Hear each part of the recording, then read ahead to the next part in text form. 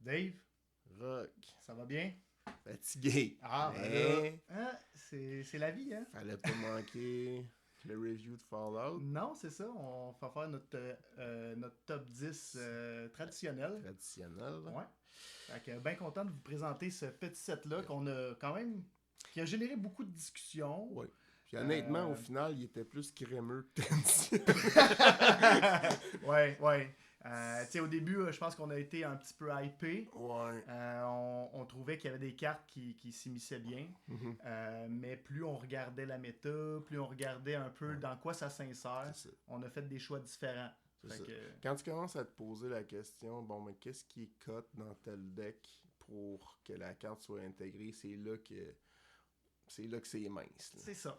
Puis, tu sais, au final, on va se ramasser avec plus, mettons, un top 3 qu'on pense vraiment que les cartes sont intégrables. Ouais. Puis après ça, tu sais, vraiment, plus à partir de 4-5 en montant, là, c'est à Ça suivre. peut être La des carte, essais, c'est ça. dépendamment de la méta, puis des choses comme Mais c'est loin d'être un include dans des decks. C'est ça, c'est ça. C'est ça. ça. Fait que, ben, sans allons-y plus tarder. avec notre 10e carte. Yes. Le Silver Shroud Costume. Ouais. Le Silver Shroud Costume, c'est un artefact équipement pour 2 colorless. Il est flash. Quand il rentre en jeu, il s'attache directement à une créature. Puis la créature, elle gagne Shroud jusqu'à la fin du tour. À la fin du tour. Puis ensuite, la créature qui a l'équipement peut pas être bloquée. Fait que c'est un meilleur Whisper Silk Cloak. Définitif. C'est, dans le fond, Whisper Silk Cloak peut aller se rhabiller. C'est juste que, en termes d'équipement, tu sais, dans le format en Dual Commander, c'est ça. C'est comme, t'as Skull Clamp, t'as JT, Puis t'as Shadow Spear, qui est quand même fait que bien c'est pas joué. évident, genre, de faire la cote. Puis, tu sais, quand tu fais le tour des commandants, t'en as pas vraiment que tu veux absolument les rendre imbloquables. C'est Ben, ça. en tout cas, c'est sûr que ça rentre pas dans Aragorn, par exemple, Non, ils qui se donnent donne déjà déjà l'imbloquable. Ce qui est intéressant, mais tu sais, c'est parce que c'est, mettons, Lightning Greaves, ça donne Ace, puis ça donne Shroud. Ouais. Là, t'as l'opportunité de le faire en flash, comparativement au Lightning Greaves, pour à peu près le même coût, en réalité.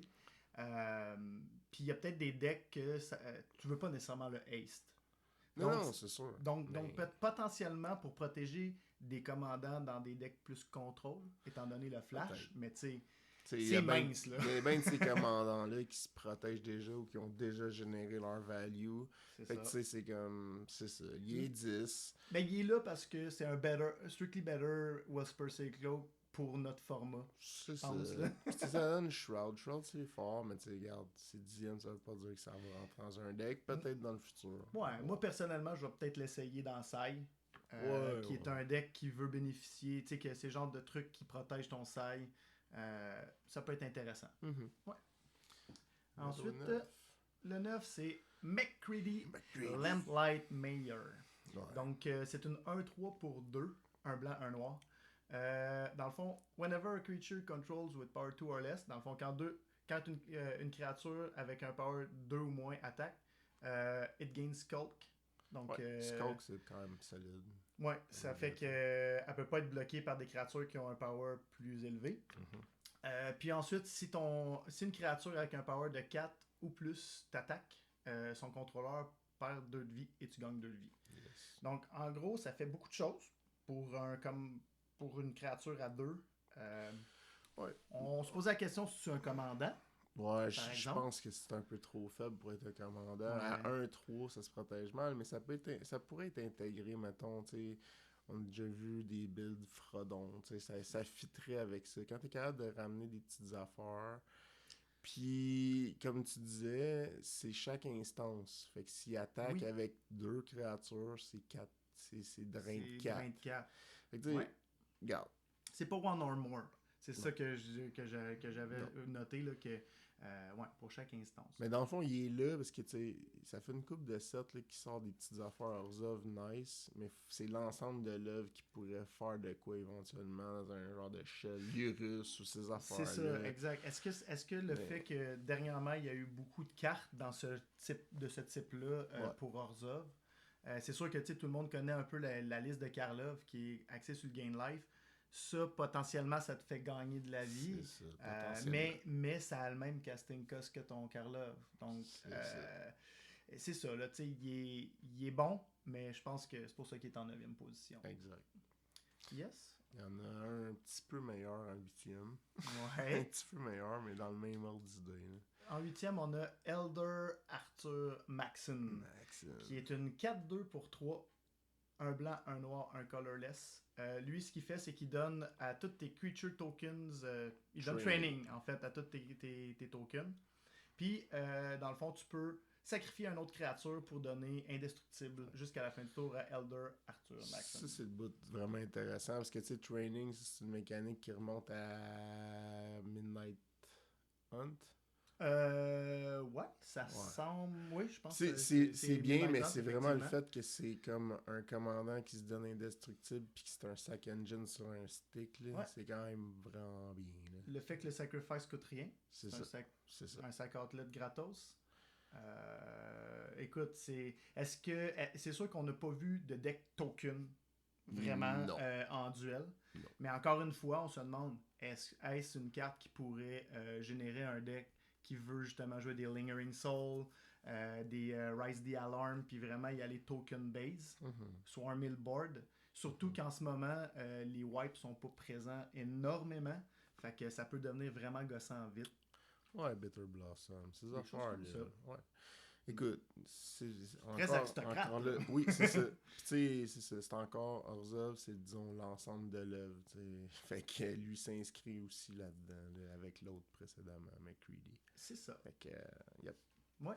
Fait que, ensuite, en 7e position, on a. Ah ouais. Le Codsworth Andy Helper. Oui, le module de jeu. Bon, ok. Au niveau du art, mais tu sais, c'est ceux qui ont joué à Fallout vont savoir de quoi il s'agit. Ouais. Mais pour ceux qui sont pas qui connaissent pas beaucoup l'univers, ouais, c'est une belle boule. Mais en gros, c'est une 2-3 pour 3 qui est un artefact légendaire. Un robot. Un robot. Puis, dans le fond, ce qu'il fait, c'est qu'il donne Ward 2 à ton commandant. Puis, ensuite, tu peux le taper, ajouter 2 mana blancs, puis tu peux juste le dépenser pour caster des auras ou des équipements. Ensuite, tu peux aussi le taper pour attacher un aura ou un équipement que tu contrôles à une créature que tu contrôles. En sorcery, en sorcery, ouais. Ben, tu sais, Codsworth est quand même, mettons, contrairement aux 3 précédemment, tu sais, lui, on peut plus le voir, mettons, dans Light Pass, par exemple. Parce que clairement, c'est tout indiqué pour ça, là. Caster des auras, c'est quand même bien. Donner Ward 2, fait que tu sais, pourrait rentrer dans Light Pass. Changer les auras de créatures, c'est pas à négliger non plus, ça peut être très utile. Même si c'est en Sorcery Speed. Ouais. Il y aurait Citis aussi. Ben ouais, c'est ça. On se posait la question, est-ce que dans Citis, tu veux jouer une créature qui n'est pas un enchantement? Ça se pose comme question. Mais on s'est dit que la plus-value de donner Ward 2 à un commandant qui est 1-2, ouais. Ça peut être intéressant. Maybe. Ensuite, la mana que ça peut générer aussi. Donc, c'est pour ça qu'il est dans notre top. Là. Il est là. il pourrait s'immiscer dans quelques decks. Effectivement. Tu sais, peut-être pas... on a parlé d'Oswald, mais Oswald joue pas tant avec les auras. En tout cas, peut-être il y a un peu plus d'équipement dans ce deck-là. Peut-être, on a vu JS qui a joué SRAM. On s'entend, on connaît quelqu'un qui joue SRAM. Ça pourrait, là. SRAM, le monde, ils l'ont vu. Ceux qui étaient là samedi l'ont vu. Ils sont well aware que ça peut faire des choses très explosives. Jouer des bangs. Une 9-10 Trample Lifelink 3-4 qui tourne dedans. Mais c'est ça, ça reste quand même marginal. Ouais. Donc, quand même, peut-être une petite carte pour Light Pulse. Peut-être. Ensuite, on a le Nuclear Fallout. Ouais. Nuclear Fallout, c'est un sorcery pour 2 noirs X. Puis dans le fond, ce que ça fait, c'est que ça va faire -X 2 fois. Puis tous les players vont avoir X Rad Counter. Ouais, Rock, veux-tu nous expliquer comment ça marche les Rad Counter? Les Rad Counter, en gros, c'est tu les gagnes. Puis à ton... si je ne m'abuse, c'est au pre-combat main phase. Au début du pre-combat main phase. Dans le fond, tu vas miller égal au nombre de rad que tu as sur toi. Puis dès que tu mets le non-land card, t'enlèves un rad, puis tu perds un de vie. Une vie, ouais. Donc, en gros, ça te mille, ça peut te faire du dommage, mais aussi, quand c'est un land, ben, ça fait tout simplement miller ton land. Là, tu continues. Tu continues le tour d'après si t'as pas, si tu t'es pas déchargé de tes rads, ben ça va leur faire le tour d'après. Good. Fait que, bon, les comparatifs pour cette carte-là, l'affaire, c'est qu'en ce moment, le format, il tend de se vider de ses wipes. Fait qu'on regardait dans les decks là, qui jouent, les decks noirs, qui sont un peu plus mid-rangey, control-ish. C'est vraiment Toxic Deluge. Fait que, il y a quelques decks qui jouent encore Damnation, mais est-ce qu'ils vont vouloir coter Damnation pour jouer ça? On a vu des listes qui jouaient justement Besiege the Mirror pour aller caster son Damnation. Ça, tu peux pas faire ça avec ça. Par contre, ça se scale, puis t'es capable de l'adapter. Je pense que ça peut être meilleur que Meat Hook. Là, en gros, ben, on se disait que c'était un Strictly Better Languish. Strictly Better Languish. Comme tu dis, le fait de scaler, ben, dans le fond, pour 3 va faire -2/-2, pour 4 va faire -4/-4, puis pour 5 va faire -6/-6. Effectivement, c'est ça qui est intéressant. Exact. Mais. Puis tu contrôles, fait que si tu veux faire -3/-3 au lieu, puis sauver quelque chose sur ton board, tu sais. Tu comprends? Languish, c'est -4/-4, t'as pas de contrôle. T'as pas de contrôle. Mais tu peux pas faire twice pour donner. C'est pour ça. Donc, j'ai vu ta face, là. Tu t'escales, mais tu restes d'un nombre pair. Ouais, on reste d'un nombre pair. Mais tu sais, c'est ça. Ça reste que les decks qui vont vouloir se miller vont peut-être l'essayer. On pense peut-être à Grist. Mais tu sais, est-ce que ça remplace c'est dur d'intégrer un Damnation en ce moment. Puis tu sais, ces decks-là, c'est ça qu'on regardait, ça joue de moins en moins de wipe. Là. Exact. Au début, je me disais, peut-être que Slime Foot, mais tu sais. Non, Slime Foot n'a pas de wipe, tout simplement. C'est trop aggro. Non, à la place, il va jouer Living Dead puis te ramasser. C'est ça. Fait que voilà, Nuclear Fallout, intéressant, mais pas nécessairement un must. Non. Ensuite, on a le VATS. Le VATS, dans le fond, c'est l'habileté spéciale dans Fallout qui te permet de mirer, en fait, ton adversaire. Donc, dans le même esprit, c'est pour 2 noirs, 2 colorless, en instant, c'est split second.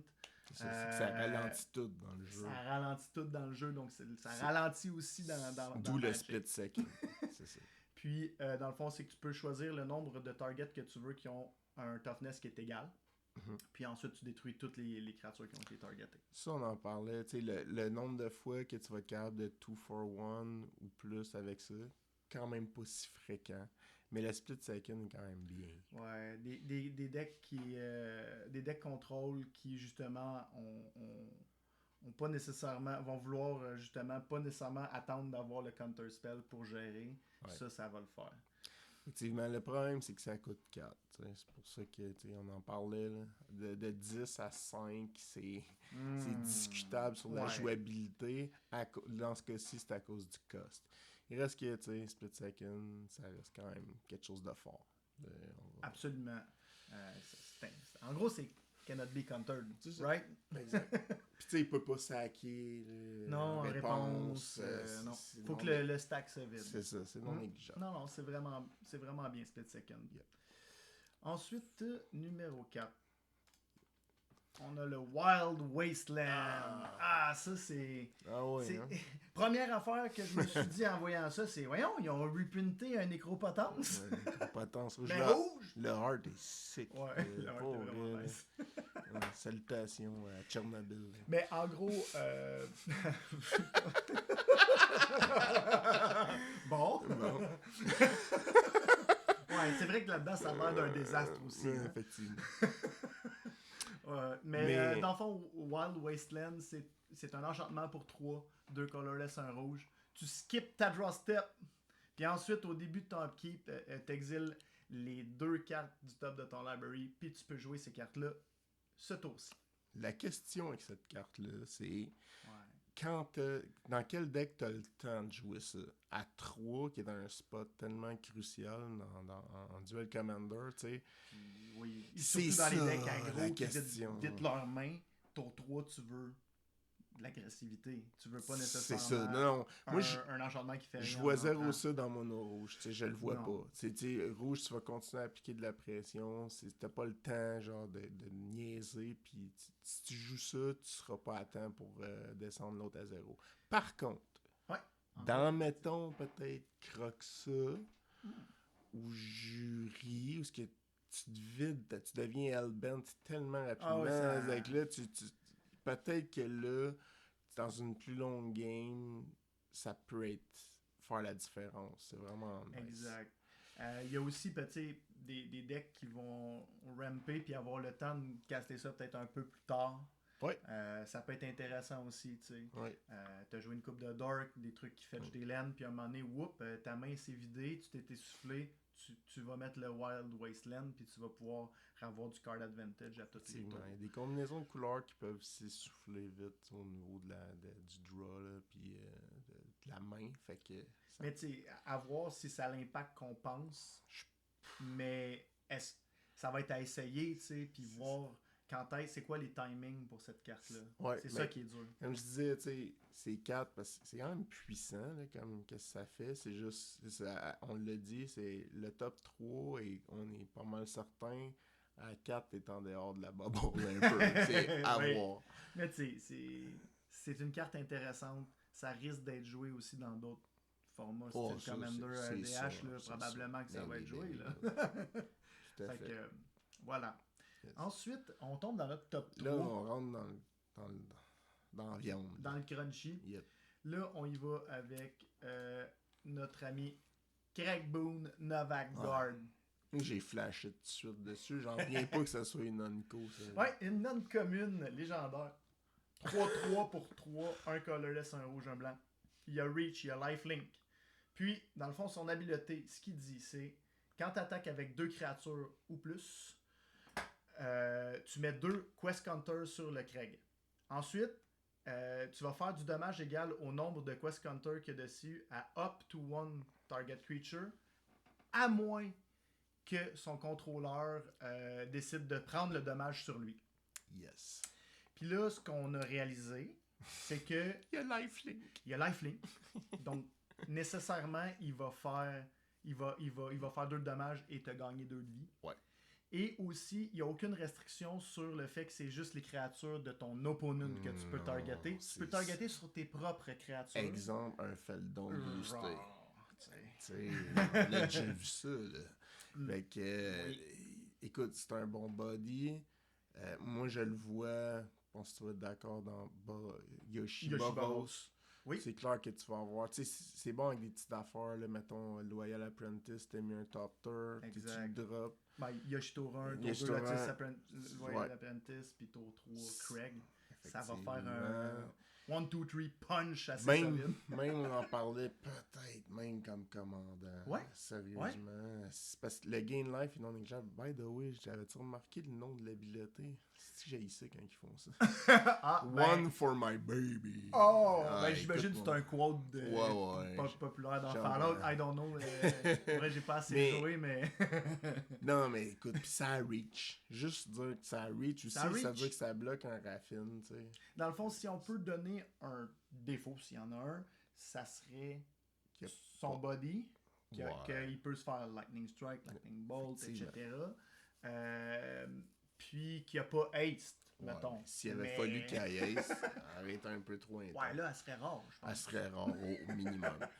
Mais écoute, effectivement, là, puis c'est parce qu'après ça, c'est que si ça peut être out of end. Si l'autre met de la résistance devant toi, ben écoute, là, rendu à 4 counters dessus, ça commence à être difficile. Ah oui, au début, c'est un bébé Lightning Helix. C'est ça. Après ça, c'est 4 dommages. Ouais, le tour d'après. C'est un War quelque chose Helix. War Leaders Helix. Ouais, c'est ça. Après ça, c'est 6 puis c'est 8. Écoute, c'est une carte à gérer. Tu dois la gérer dans un deck qui est buildé around. Yes. Fait que c'est pour ça qu'il craque notre top 3. Il craque le top 3 il est solide. Avec assurance. C'est un bon soldat. Oui. One for my baby. Ensuite, en position 2, On a Harold and Bob. Harold First et Kumar Newman. chasse le burger. Ah oui. Mais par exemple, ils sont radioactifs, les burgers. Tu sais. Ah ouais.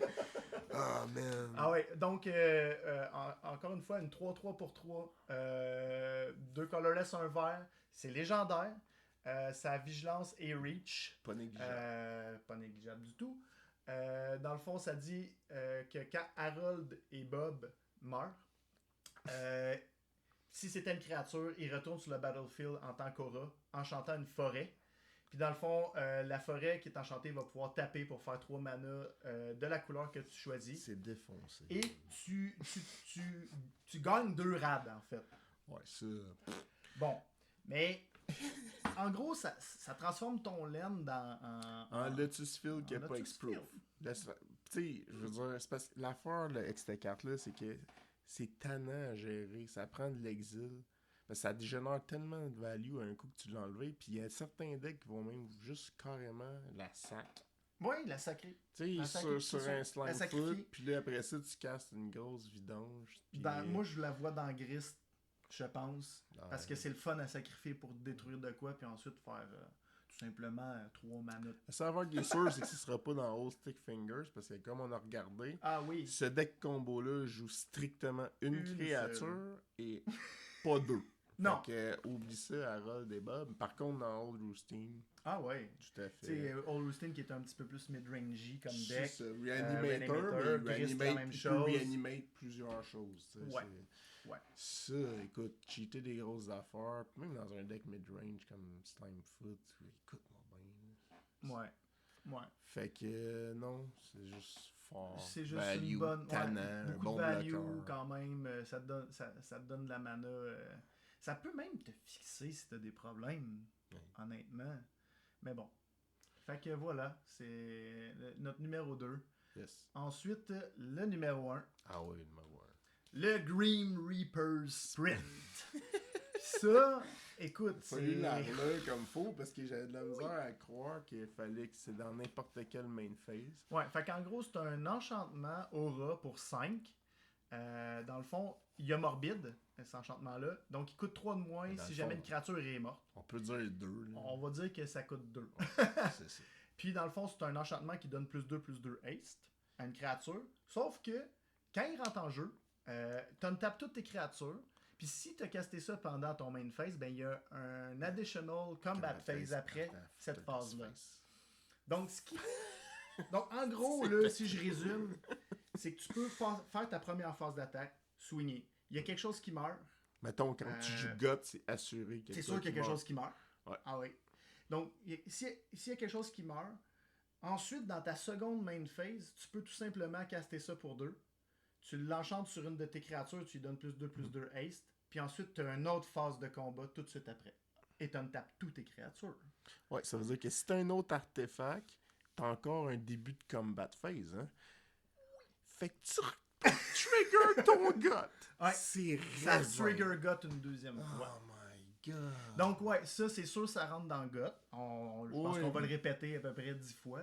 Oui, mais plein d'autres decks aussi. Oui, oui. tant qu'à Je pense moi. que Rouge, en règle générale, va Va vouloir l'essayer. C'est clair. Au moins l'essayer. Tu sais. Oh, ouais.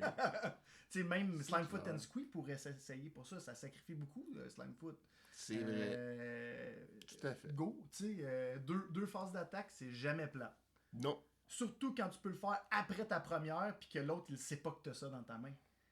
C'est ça qui est nice. Ta première phase d'attaque, il va faire des blocs en conséquence qu'il y a une phase d'attaque. Sauf que là, c'est peut-être pas le bon bloc, Mais non, il y a pas de bon. considérant. Non, il y a rarement un bon scénario quand la personne a 2 phases d'attaque. C'est ça. Fait que- Mais non, Non, pour vrai, c'est juste c'est vraiment excellent. cool. C'est Bon, tu sais, ça aurait été le fun qu'elle aille flash, là, mais... c'est correct.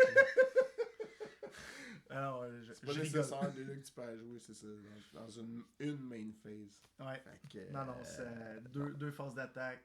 c'est That's fort. pretty good.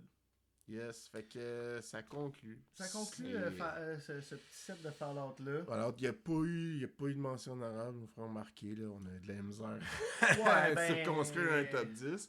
On Mais aurait pu en faire, mais je pense que mais... je pense que le top 3 est quand même très solide. Ouais, c'est un bon top 3. Contrairement, mettons à Doctor Who, ce qu'on a stretché un peu, je pense que le top 3 de Fallout est solide. C'est un solide top 3. Yep.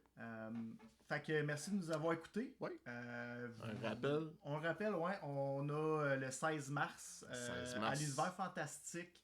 On a un qualifier pour se qualifier pour aller en France. On essaie d'avoir nos 32 joueurs. On essaye fort. Essayez de vous préinscrire, c'est nécessaire, c'est même un must.